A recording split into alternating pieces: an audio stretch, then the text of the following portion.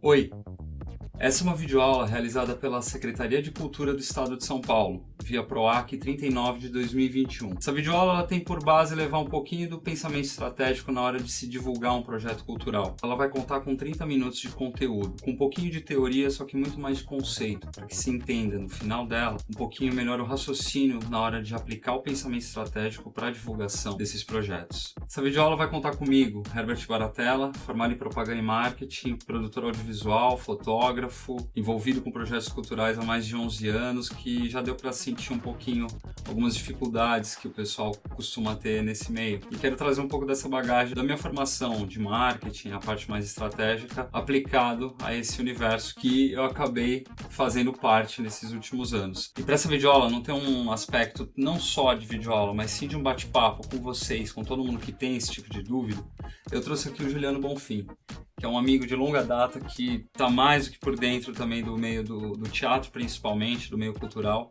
E acho que melhor do que eu apresentar é ele mesmo fazer essa apresentação. Obrigado, Herbert. Bom, gente, eu sou o Juliano Bonfim, eu sou ator, eu sou influencer. Há 10 anos eu criei o Atores da Depressão, uma página onde eu falo sobre o universo dos atores e o mundo das artes cênicas.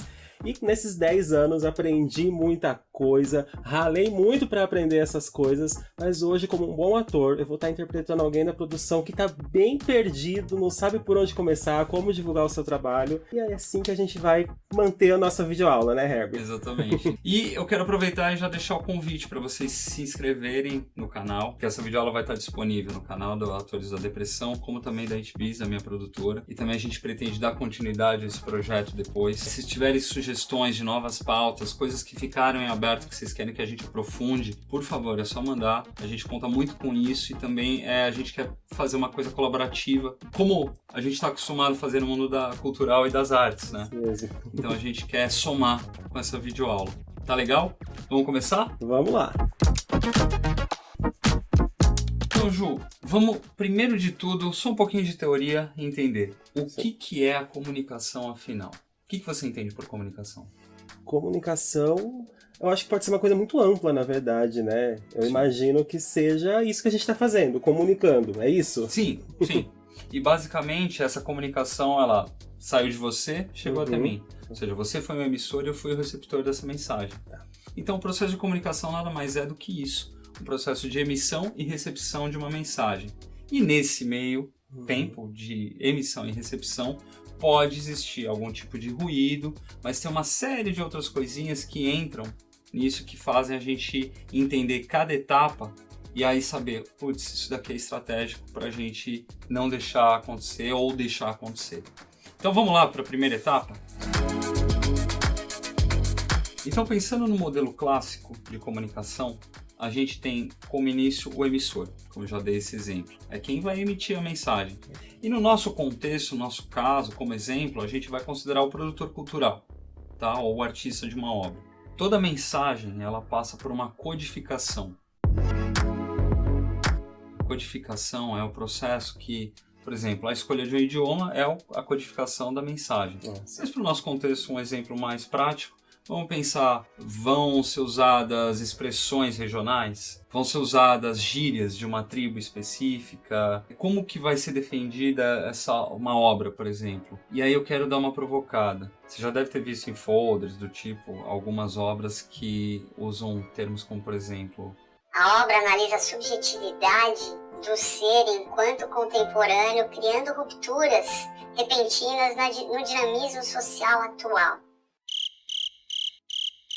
A gente pode até saber o que o artista quer comunicar quando ele fala isso, só que a gente tem que entender uma coisa. A gente vai querer que a codificação da nossa mensagem seja inclusiva ou excludente.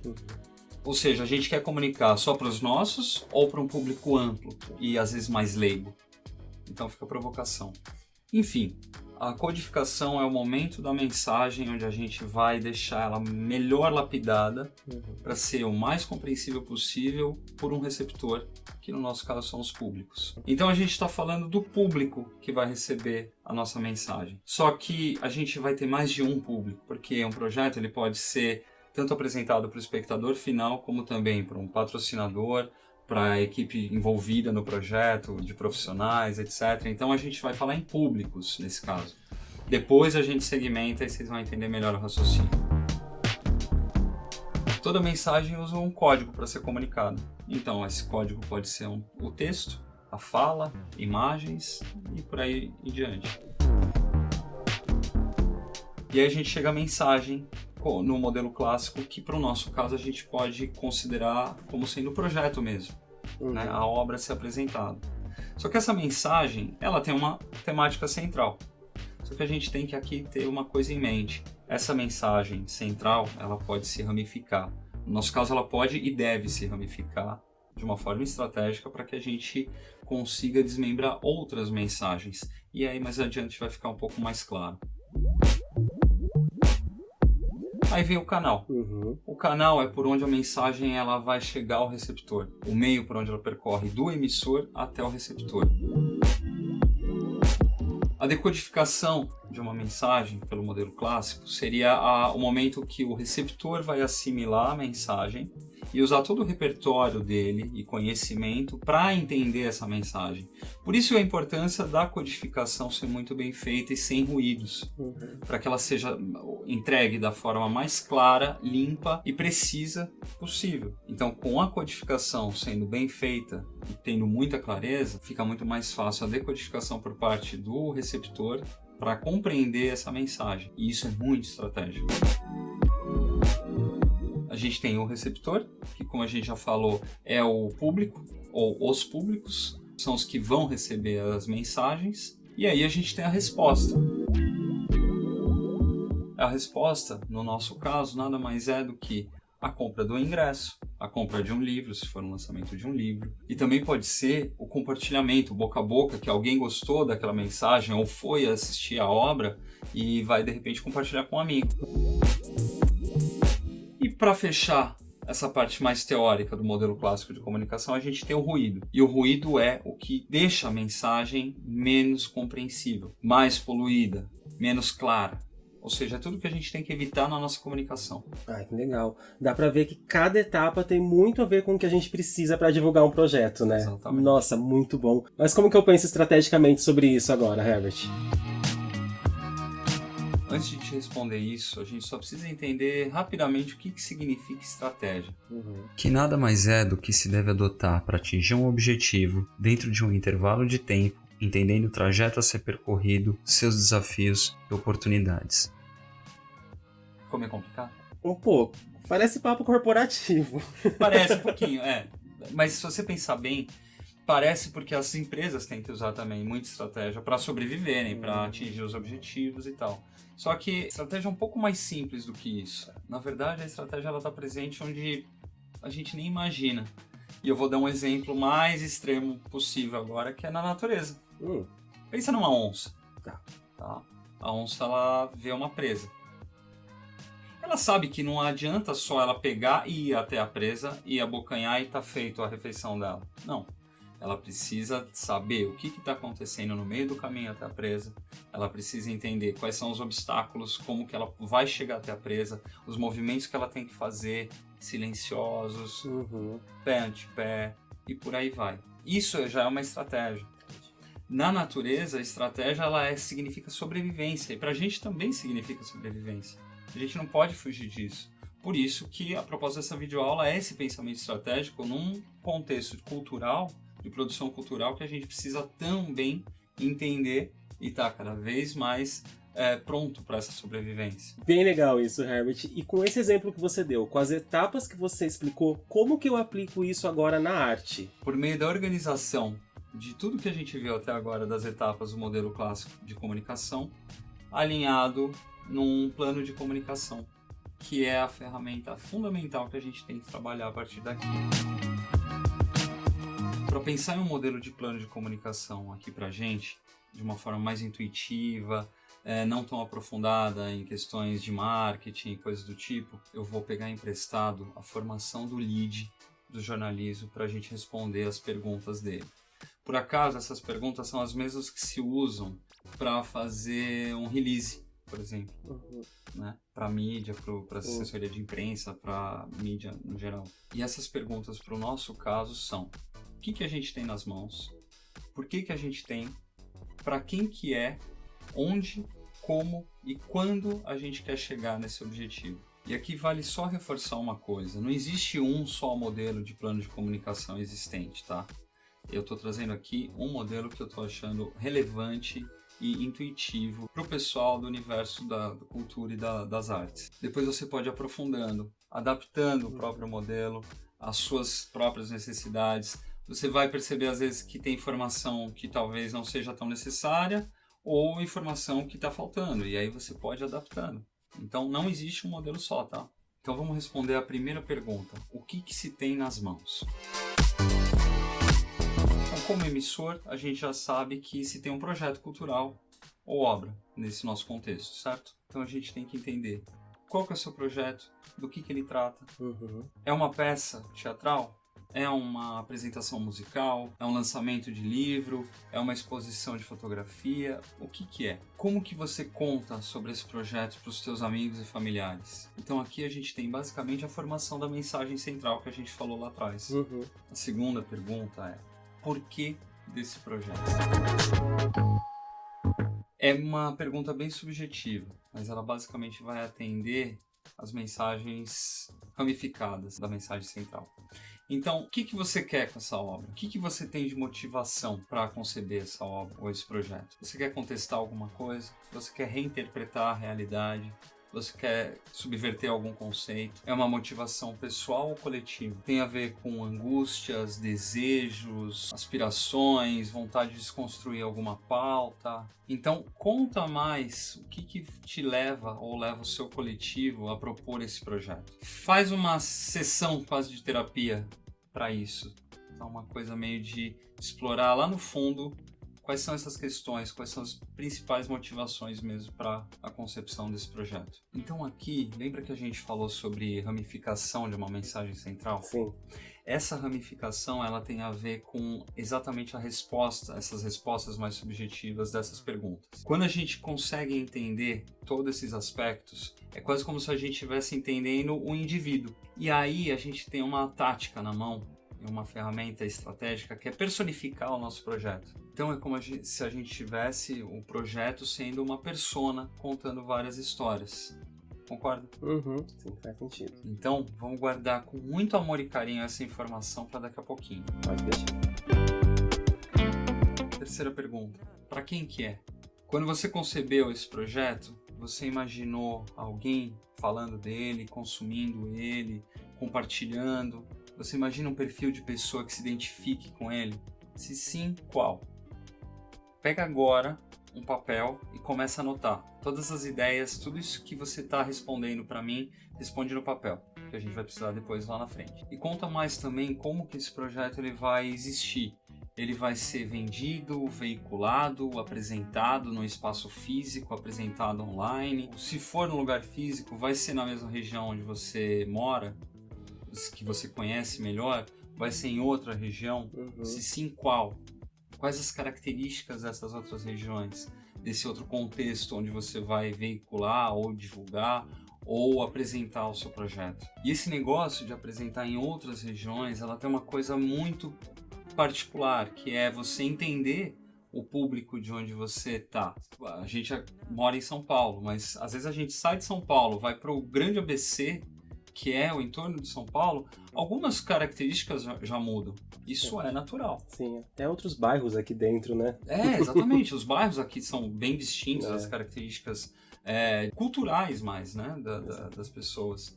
Então, imagina você ir para um interior, ou interior do país, ou você ir para outro estado, outra região totalmente diferente, com costumes diferentes. Então, o melhor que se tem para entender esse para quem que a gente quer divulgar é, por exemplo, conversar com pessoas que são do lugar, pegar informações com outros produtores que já tenham criado coisas lá e ter umas dicas sobre o que eles sugerem, o que deu certo, o que não deu, e também descobrir se esse público se identifica, gosta do teu tipo de projeto, do teu tema. Isso é muito difícil a gente conseguir responder, mas às vezes outros projetos já responderam alguma coisa ligada a um tema específico.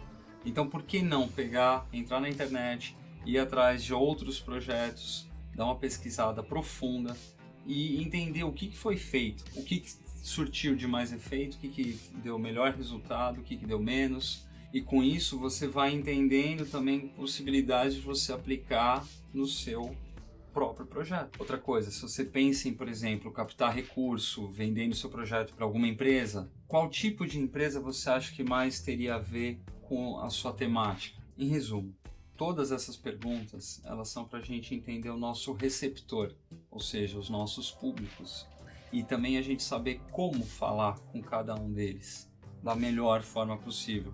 E por fim, para fechar essa etapa, uma dica que eu quero deixar é: nunca tome por base as suas próprias impressões para você considerar um público determinado, porque a gente inevitavelmente vive numa bolha.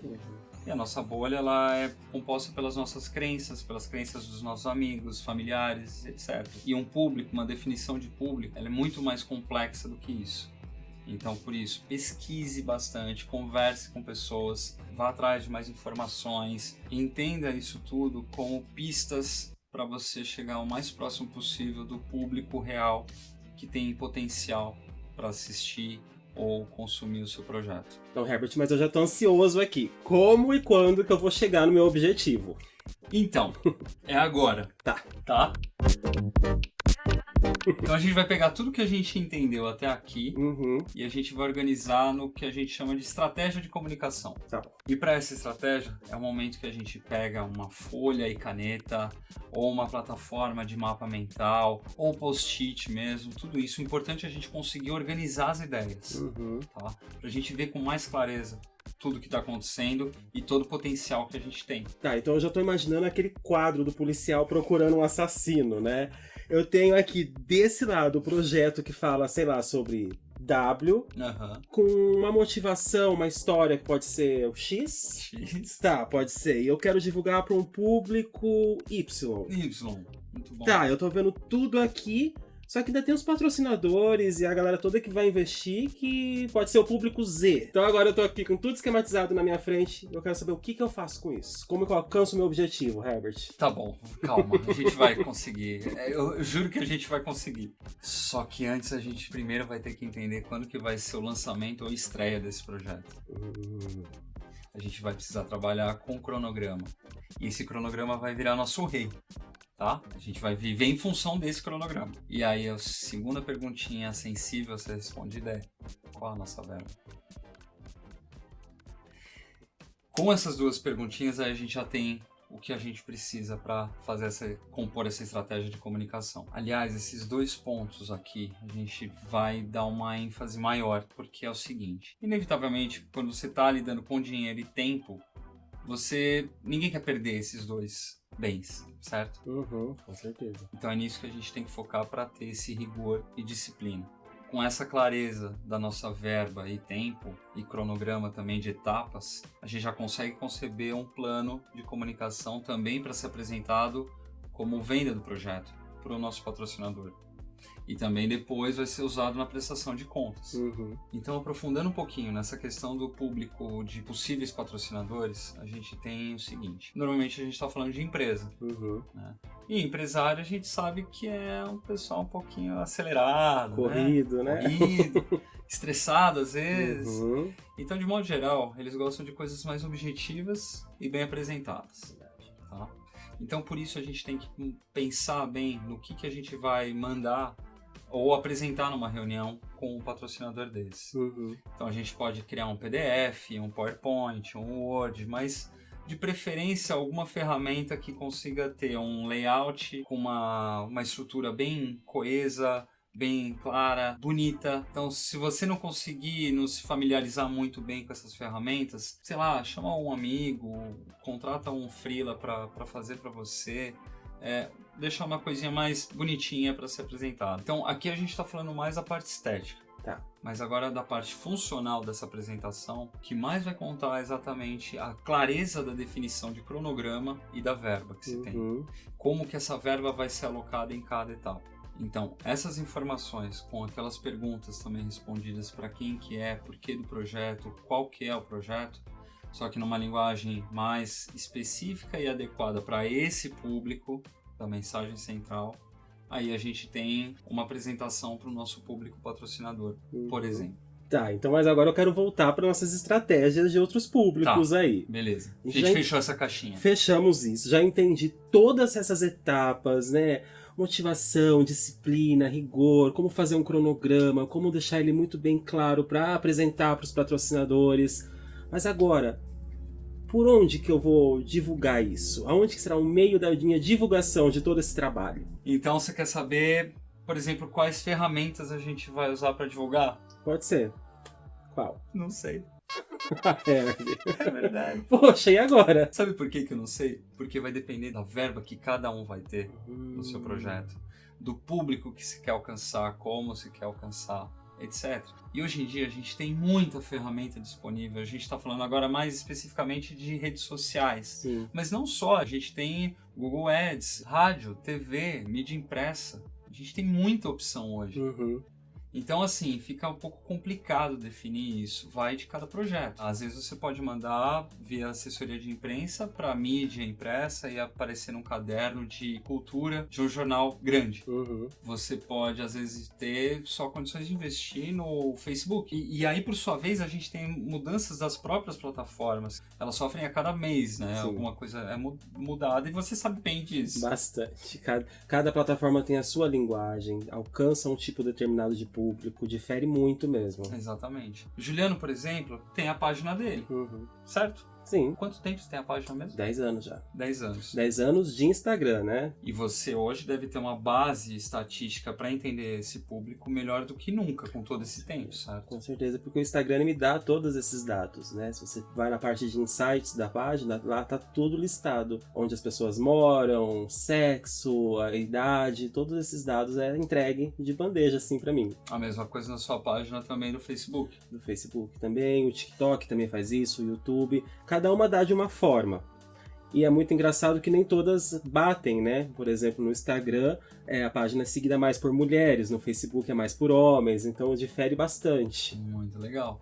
Então, assim, a gente tem as ferramentas das redes sociais hoje que elas já entregam um pouquinho mastigadinho Uhum. essa questão dos públicos. Mas isso também não invalida a gente ter mais claro a questão da definição do público. Uhum. Só que, claro, quanto mais tempo a gente tem com essas ferramentas, mais base de dados a gente tem para entender onde focar melhor. Aqui na videoaula, nosso propósito não é ensinar sobre essas ferramentas. Uhum. Mesmo porque hoje na internet tem muita coisa disponível ensinando. Ou quando você tem dúvida, como que você faz? Geralmente as próprias plataformas têm os meios de tirar as dúvidas e também vídeos no YouTube. Tem uma galera que se empenha bastante em tirar a dúvida das pessoas. Tem vários canais bem legais que dá para procurar e achar coisas bem legais. Então, assim, não precisa ser um curso. Pode ser, na própria internet já tem disponível. E uma outra dica que eu vou deixar aqui, que a gente vê muitos dos nossos colegas sofrendo, né? Que, não quero participar de TikTok, fazer videozinho de Instagram e coisas do tipo. Só que tem uma coisa. Hoje essas ferramentas são o melhor custo-benefício que se tem para atingir esse objetivo de divulgação de um projeto cultural. Então, por que fugir delas? A gente tem que ter essas ferramentas como aliadas, não como antagonistas. Uhum. Com essas ferramentas a gente tem nas mãos um melhor custo-benefício na hora de divulgar, por conta dessa inteligência já de segmentação de público. Antigamente você só tinha a revista, o rádio, a TV, que era uma fortuna. Sim. E você não tem um público tão segmentado. Não, legal então. Mas o que eu posso postar então agora? O que eu posso postar nelas? Agora que entra a parte do que a gente pensou da mensagem central e as ramificações. E aqui nessa videoaula, a gente não tem como propósito invalidar as inúmeras formas que se tem de comunicar via essas plataformas. Sim. Mas a gente vai adotar aqui uma que sempre deu certo ao longo da humanidade. As boas histórias. Boas histórias. Isso. Como assim boas histórias, Herbert? Vou te dar um exemplo. Você já reparou no dia a dia nosso como que a gente é bombardeado por informação de todo tipo ao longo do dia inteiro? Uhum. Então, quais são as mensagens principais que você acaba lembrando no fim do dia, assim, delas? As mais importantes, né? As histórias. Umas histórias, uma fofoquinha aqui, né? Exatamente. Uma coisa do tipo. Aquilo que me chamou mais a atenção. E que foi melhor contado, certo? Exatamente. E quando você está conversando com alguém, de modo geral, o que te prende mais a atenção nessa conversa? Geralmente o conteúdo da história, o jeito que a pessoa está contando a história. Exato. Então, nos dias de hoje, diante de tanta informação ao mesmo tempo, esse bombardeio permanente que a gente vive, A melhor forma de se destacar é contando boas histórias. É a forma ideal que a gente tem para reter um público. É a forma que a gente tem de deixar o nosso conteúdo mais palatável e fácil de ser recebido pelo nosso público ou receptor. Entendi. E quais tipos de histórias você acha que pode ser contado aqui no nosso caso? Lembra daquele pedacinho lá atrás que eu falei pra gente guardar a informação com amor e carinho? Sobre personificar o nosso projeto? Sim. É isso. A gente torna o nosso projeto uma persona contando uma história, ou várias histórias. Olha só, então é como se nosso projeto se tornasse um contador de histórias dentro da própria história. Isso. Ah, tá. Entendeu? Entendi. Sabe por quê? Hoje em dia a humanização, ela tá muito presente na forma de comunicar. Você pode até ver empresas que têm o avatarzinho em forma humanoide para se relacionar com o cliente. Porque foi entendido que, diante desse contexto que a gente está vivendo da sociedade, de excesso de informação e tudo mais, a melhor forma que a gente tem de conseguir comunicar de uma forma estratégica, que se crie identificação com o nosso público receptor, é por meio da humanização. E identificação é uma palavrinha que a gente tem que ter como mágica aqui, porque é a representação dela que vai fazer com que a gente consiga cativar o nosso público ao longo do tempo.